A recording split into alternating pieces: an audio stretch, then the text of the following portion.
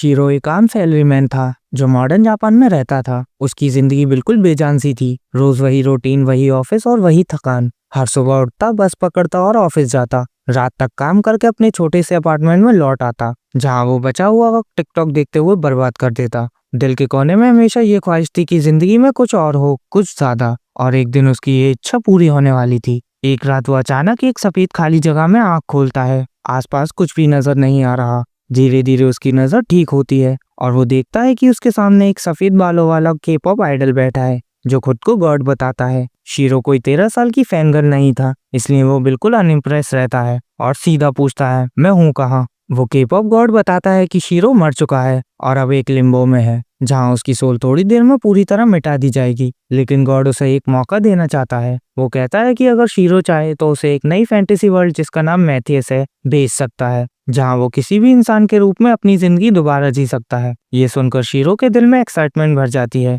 जैसे सपना सच हो गया हो। गॉड तुरंत एक क्लिपबोर्ड निकालता है और लिखने लगता है वो स्पेशल स्किल्स जो वो शीरो को देने वाला है। थोड़ी देर में टाइम खत्म हो जाता है और शीरो को फैंटेसी वर्ल्ड मैथियस में भेज दिया जाता है। जब शीरो होश में आता है तो वो खुद को एक घने जंगल के बीच पाता है। दूसरी जिंदगी मिलने के ख्याल से उसका दिल खुशी से भर जाता है। वो तुरंत उठकर एक्सप्लोर करने लगता है और कुछ देर बाद जंगल से निकलकर दूर एक छोटे से गांव को देखता है। पहले तो सोचता है कि वहां जाकर देखे क्या मिलता है, लेकिन फिर सोचता है कि बिना पैसे के अगर गया तो लोग उसे चोर समझेंगे और कुछ खिलाएंगे भी नहीं। उसे याद आता है कि गॉड ने कहा था उसके पास बूस्टेड स्काउटिंग स्किल्स हैं, जिनसे वो महंगी चीजें और रेयर इंग्रेडिएंट ढूंढकर बेच सकता है। वो एक स्टिक हाथ में पकड़ता है और मैजिक एक्टिवेट करने के लिए चिल्लाता है, पर कुछ नहीं होता। उसका दिल घबरा जाता है, सोचता है कहीं गॉड ने उसे धोखा तो नहीं दिया। पर थोड़ी देर में उसे समझ आता है कि वो गलत शब्द बोल रहा था। जैसे ही वो सर्च बोलता है, मैजिक एक्टिवेट हो जाता है और पूरा जंगल के कलेक्टिबल आइटम्स उसके सामने हाईलाइट हो जाते हैं। अब उसे समझ आता है कि ये स्किल कितनी काम की है। फिर वो एक और एबिलिटी ट्राई करता है जो किसी आइटम के बारे में ज्यादा इन्फॉर्मेशन देती है। कई शब्दों के कॉम्बिनेशन के बाद जब वो स्कैन बोलता है तो एबिलिटी एक्टिवेट होती है और उसे डिटेल मिलती है कि कौन सा आइटम किस काम का है। बुफे में जैसे कोई सब कुछ उठा लेता है, वैसे ही शीरो और आइटम कलेक्ट करता है, उनका लेवल चेक करता है और सब अपने साइड बैग में डाल देता है, जो खुद एक मैजिक बैग है जिसमें अनलिमिटेड सामान स्टोर हो सकता है, वो भी बिना कोई सब्सक्रिप्शन फी के। सब मटेरियल इकट्ठा करने के बाद वो गांव की तरफ निकल पड़ता है। सूरज ढलते ढलते वो फाइनली गांव के मेन गेट तक पहुंच जाता है, जहां एक अकेला गार्ड ड्यूटी पे होता है। शीरो उसे ग्रीट करता है, जिससे गार्ड नींद से उठ जाता है। पता चलता है कि इस गांव के सब लोग काफी छोटे कद के हैं और शीरो सबसे लंबा है, इसलिए सबकी नजर उस पर पड़ जाती है। गार्ड पूछता है कि क्या वो स्वॉर्डमैन है या नाइट, लेकिन जब शीरो बताता है कि वो प्राइमरली एक गैदरर है तो गार्ड हैरान रह जाता है, क्योंकि ऐसे लोग यहाँ आम नहीं होते। गार्ड उसके लिए गेट खोलता है और कहता है कि गांव के बीच में एक मेन शॉप है जहाँ ऐसे सामान का लेना देना होता है। शीरो शांत गांव में दाखिल हो जाता है। राहतों वाली पथ पर चलते हुए देखता है कि लोग उसे दूर से घूर रहे हैं। सबको ये नया मेहमान अजीब लग रहा था, लेकिन शीरो सीधा मेन शॉप की तरफ बढ़ता है। अंदर अंधेरा है, पर काउंटर के पीछे एक आदमी उसे मुस्कान के साथ वेलकम करता है और पूछता है क्या बेचना चाहते हो। शीरो अपनी जेब से एक स्मूथ ओवल स्टोन निकालता है। शॉपकीपर उसे हाथ में लेकर तुरंत पहचान जाता है, ये तो एंटीटर का पूप है। वो कहता है कि इतना परफेक्ट सैंपल उसने कभी नहीं देखा और 5 सिल्वर कॉइन्स देने का ऑफर करता है।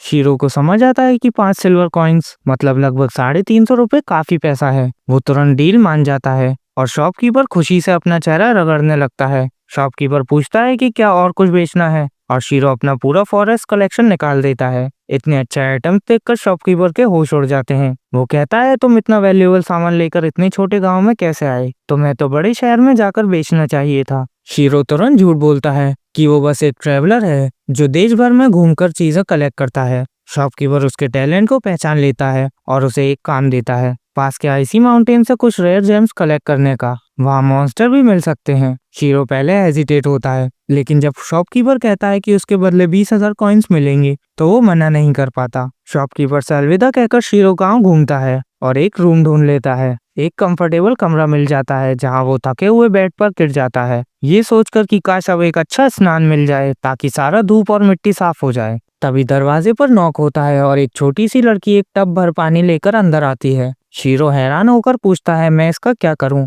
लड़की कहती है आप बहुत बदबू मार रहे हो, टॉवल से अपना बदन साफ कर लो। लेकिन शीरो पूछता है शावर नहीं है क्या। लड़की हैरान होकर कहती है कि शावर सिर्फ नॉवेल्स के घर में होते हैं, आम लोग सिर्फ पानी और टॉवल से साफ होते हैं। शीरो को यकीन नहीं होता कि एक सिंपल बात भी यहाँ प्रिविलेज है। लड़की बताती है कि कुछ मेजेस होते हैं जो पैसे लेकर मैजिक से लोगों को बात करवा देते हैं। ये सुनकर शीरो के दिमाग में एक आइडिया आता है। वो लड़की को टिप देकर बाहर भेज देता है और दरवाजा बंद कर लेता है। फिर वो खुद प्रैक्टिस करता है और कुछ देर बाद एक स्पेल एक्टिवेट कर लेता है जिससे वो पानी को कंट्रोल कर सकता है, बिल्कुल एक वाटर बेंडर की तरह। और फाइनली उसे मिलता है एक अच्छा सुकून भरा बात। फ्रेश होने के बाद शीरो थकान से पेट पर गिर जाता है। शावर तो उसे अब भी याद आ रहा था, पर वो डिसाइड करता है कि अब सो जाए ताकि सुबह जल्दी उठकर नए दिन की शुरुआत कर सके। अगली सुबह वो सूरज निकलते ही उठ जाता है और जंगल की तरफ बढ़ता है कुछ नई चीजें ढूंढने के लिए। मशरूम तलाश करते हुए उसकी नजर एक अजीब सी निशानी पर पड़ती है जो एक झाड़ी के पीछे से आ रही थी। वो क्यूरियोसिटी में उस तरफ बढ़ता है और जैसे ही झाड़ी हटाता है सामने एक सड़ी हुई लाश देखता है। ये देखकर वो शौक से पीछे गिर जाता है। सांस संभालते हुए वापस उठता है और ध्यान से देखता है। तब उसे समझ आता है कि ये लाश एक सिक्योरिटी कॉर्प्स के मेंबर की है जो शायद मॉन्स्टर से लड़ते हुए मर गया होगा। पहले तो शीरो सोचता है यहाँ से निकल जाए, पर फिर उसका दिल कहता है कि इस आदमी को यहाँ यूं ही छोड़ना ठीक नहीं। वो उस बॉडी को उठाता है और जमीन में गहरा गड्ढा खोदकर दफना देता है। फिर उसके ग्रेव के पास उस आदमी की तलवार को हेडस्टोन की तरह खड़ा कर देता है। ये सब करके वो सोचता है कि अब कुछ डिनर बना लेना चाहिए। सूरज ढल रहा था तो पहले वो अपने आसपास एक मैजिकल बैरियर क्रिएट करता है, फिर जमीन पर बैठकर आग जलाता है और उस पर एक पॉट रख देता है। क्योंकि वो कोई इडियट सैंडविच नहीं है, शीरो डिसाइड करता है कि अपना खाना खुद बनाएगा। कुछ वाइल्ड ग्रीन वेजीज और थोड़ा सा मीट मिलाकर एक टेस्टी स्टू बना लेता है। उसकी मेहनत रंग लाती है, स्टू कमाल का बनता है और रात का एंड एक अच्छी फीलिंग के साथ होता है। अगली सुबह वो हॉन्टेड फॉरेस्ट की तरफ निकलता है, एक ऐसी जगह जो मुरझाई पेड़ों और गहरी फॉग से भरी थी, जहां दिन के उजाले में भी कुछ दिखाई नहीं देता था। शीरो अपना लाइट मैजिक यूज करता है और अंदर बढ़ता है, ये जानते हुए कि यहाँ मॉन्स्टर काफी होते हैं। पर जैसे जैसे वो आगे बढ़ता है उसे कुछ भी जिंदा नजर नहीं आता। वो वैल्यूएबल चीजें इकट्ठा करता जाता है और जब काम पूरा हो जाता है तो एग्जिट की तरफ बढ़ने लगता है। दूर एक रोशनी दिखाई देती है और वो उस तरफ दौड़ पड़ता है बिना ये समझे कि उसके सामने एक खतरनाक लेज है। वो सीधा नीचे एक गहरी घाटी में गिर जाता है और अगर उसने तुरंत अपना फ्लाइट मैजिक यूज ना किया होता तो शायद मर ही जाता। मैजिक से वो मिड एयर बैलेंस बना लेता है और धीरे से जमीन पर उतरता है। एक गहरी सांस लेकर वो सोचता है कितना क्लोज था ये। अपनी गलती समझकर अब वो डिसाइड करता है कि आगे से ज्यादा सावधानी रखेगा। लाइट मैजिक दोबारा यूज करके वो केव के अंदर देखने लगता है और हैरान रह जाता है जब देखता है कि ये जगह अलग अलग टाइप्स के ओट्स से भरी हुई है। वो तुरंत अपना छोटा हैमर निकालता है और ओट्स को रॉक से निकालने लगता है। अपना बैग अच्छे खासे मटेरियल से भर लेता है। थोड़ा दूर और एक चमकता और दिखता है, लेकिन तभी जमीन हिलने लगती है। वो समझ जाता है कि ज्यादा देर रुकना सेफ नहीं, पर फिर भी एक बार फायरबॉल मैजिक से रॉक तोड़कर और निकाल लेता है। ये वही मटेरियल और निकलता है जिसे शॉपकीपर मांग रहा था। खुशी में वो उसे तुरंत पॉकेट में डाल लेता है, लेकिन फिर भी क्यूरियोसिटी में थोड़ा और आगे बढ़ता है, चाहे अर्थक्वेक दोबारा क्यों ना आए। कुछ देर बाद टनल के एंड से एक नीला सा लाइट चमकता दिखता है। वो उस रोशनी का पीछा करता है और एक खुला एरिया पाता है जहाँ बीच में दुनिया का सबसे ब्लू लेक चमक रहा था। वो रॉक्स से नीचे उतरकर लेक को स्कैन करता है और पता चलता है कि ये एसएस टायर मैजिकल वाटर है। ये अब तक की सबसे रेयर चीज थी जो उसने देखी थी। वो तुरंत डिसाइड करता है कि इस पानी को साथ ले जाना ही होगा, लेकिन फिर सोचता है क्या उसके पास ऐसी बोतल है जिसमें ये पानी भर सके, कहीं लीक तो नहीं करेगी। जैसे ही वो ये सोचता है पानी के अंदर से एक बड़ा सा ब्लैक ड्रैगन बाहर निकलता है, जोर से पानी उड़ाता हुआ। ड्रैगन की चीख से सारा केव गूंज उठता है, कौन है जिसने मेरी नींद तोड़ दी। शीरो भी पूरा भीग जाता है, लेकिन उसके रिएक्शन में जरा भी घबराहट नहीं होती। उसके अंदर का सैलरीमैन मोड एक्टिवेट हो जाता है। वो सीधा झुककर ड्रैगन को वो करता है और कहता है माफ कीजिए, गलती से आ गया। ड्रैगन हंसने लगता है, कहता है तुम जैसे लोग मैंने पहली बार देखे हैं, बताओ कौन हो तुम। शीरो कहता है मैं बस एक नॉर्मल इंसान हूँ। पर ड्रैगन कहता है झूठ, तुम्हारे अंदर से इतनी पावरफुल मैजिक एनर्जी आ रही है जो मेरे बराबर है। फिर ड्रैगन कहता है मुझे तुम्हारी मदद चाहिए, सिर्फ कोई बहुत पावरफुल इंसान ही मेरी प्रॉब्लम सॉल्व कर सकता है। ड्रैगन बताता है कि उसके पास एक अंडा है जो बहुत टाइम से हैच नहीं हो रहा। वो कहता है अगर तुम मदद कर दो तो मैं बिना कुछ एक्सपेक्ट किए तुम्हें इनाम दूंगा। फिर वो अपना हाथ पानी पर रखता है और पानी से डजन्स ऑफ मिनरल सोर्स निकल आते हैं। शीरो तुरंत हाँ कह देता है। ड्रैगन एक काला अंडा निकालकर उसके पास फेंकता है। शीरो उसे संभाल कर पकड़ता है, हार्ट बीट सुनने की कोशिश करता है पर समझ नहीं पाता क्या करे। फिर उसे याद आता है अंडे को हमेशा गर्म रखा जाता है, तो वो अपना हीट मैजिक यूज करता है ताकि अंडा गर्म हो जाए। पर जैसे ही वो करता है वो एनर्जी उसके शरीर से निकलकर अंडे में चली जाती है, जैसे उसकी जान खींच रही हो। वो सोचता है क्या मैं फिर मरने वाला हूँ। सब कुछ अंधेरा हो जाता है और वो खुद को गर्म पानी से घिरा हुआ पाता है।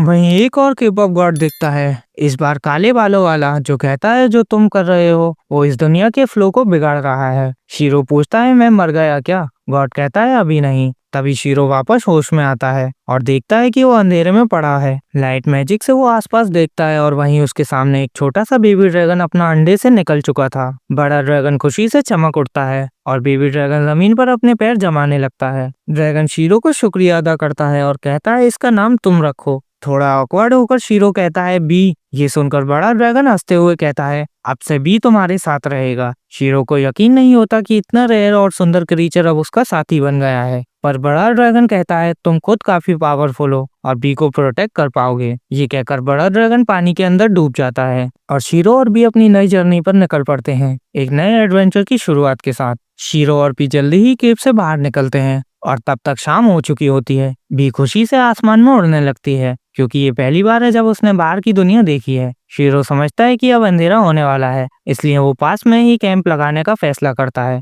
उसके बाद वो लेक से थोड़ा मैजिकल पानी भर के एक गिलास में डालता है। पुराने ड्रैगन ने अपनी मैजिक से शीरो के मैजिक बैग को लेक से जोड़ दिया था क्योंकि ये मैजिकल पानी बी के ग्रोथ के लिए बहुत जरूरी है। बी एक गिलास तुरंत पी लेती है और फिर दूसरा मांगती है। शीरो उसके लिए रिफिल डालता है लेकिन बी उसे प्यार से उसके हाथ में वापस दे देती है। वो चाहती है कि शीरो भी ये न्यूट्रिशियस पानी पिए और खुश रहे। उसके बाद शीरो कुछ मैजिक स्टोन का यूज करके एक प्रोटेक्टिव बैरियर बनाता है। उसे याद आता है कि मैजिक स्टोन इस दुनिया में बहुत रेयर होते हैं, जिसे उसने शेक्सपियर से खरीदे हुए एक किताब में पढ़ा था। लेकिन उसके लिए ये कोई बड़ी बात नहीं थी क्योंकि वो खुद आसानी से मैजिक स्टोन बना सकता था। वो अपने हाथ में हीट मैजिक कंसंट्रेट करके एक ऐसा मैजिक स्टोन बनाता है जो कंट्रोल्ड फ्लेम निकालता है, खाना बनाने के लिए एकदम परफेक्ट। फायर ऑन होने के बाद शीरो मीट स्ट्यू बनाना शुरू करता है और बी उसे देखकर अनकंट्रोलेबली ड्रूल करने लगती है। शीरो सोचता है कि शायद वो थोड़ा स्ट्यू डाइजेस्ट कर पाएगी, इसलिए उसके लिए एक बाउल भर देता है। वो उसे वार्न करता है कि स्ट्यू अभी बहुत गर्म है, पर बी उसे तुरंत पी लेती है और अपनी जीभ जला लेती है,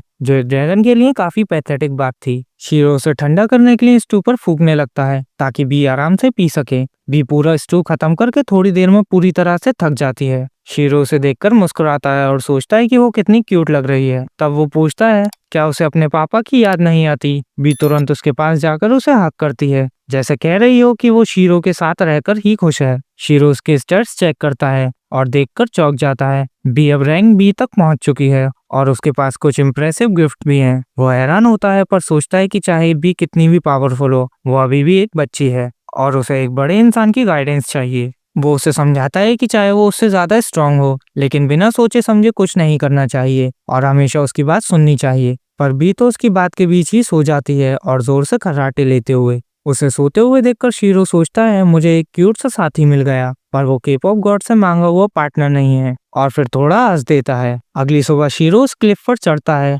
जहाँ से वो कल गिरा था और फॉरेस्ट पहुँचता है। उसे देखकर हैरानी होती है क्योंकि अब जंगल कल से पूरी तरह अलग लग रहा है। उसे लगता है कि शायद ये इस दुनिया की अजीब मैजिक चीजों में से एक है। जब भी आसपास एक्सप्लोर कर रही होती है, शीरो नए हर्ब्स ढूंढने लगता है। तभी उसे एक अजीब सी झंकार महसूस होती है और अगले ही पल बी उसकी तरफ उड़ते हुए आती है, डर से कांप रही होती है। शीरो तुरंत मॉन्स्टर के लिए स्कैन करता है और रेडर पर कई पॉइंटर्स दिखने लगते हैं। ये देखकर वो सोचता है कल तो कोई मॉन्स्टर नहीं था, शायद मेरे बैड स्मेल ने उन्हें दूर रखा था और अब वो धुल गया है। वो मॉन्स्टर से लड़ने से नहीं डरता क्योंकि उन्हें मारकर कुछ यूजफुल मटेरियल मिल सकते हैं, लेकिन खतरा सिर्फ फॉरेस्ट में नहीं है। अचानक उसके पीछे एक सी रैंक रॉक फैल्कन आ जाता है। बी उसे देखकर घबरा जाती है, लेकिन शीरो को वो पुराने ड्रैगन के मुकाबले में काफी क्यूट लगता है। जब वो उस क्रीचर का डिस्क्रिप्शन पढ़ता है, उसे पता चलता है कि उसका मीट टेस्टी होता है और बस ये बात सुनकर शीरो उसे हंट करने निकल पड़ता है। पहले वो एक शील्ड बनाता है, फिर आइस स्पाइक शूट करता है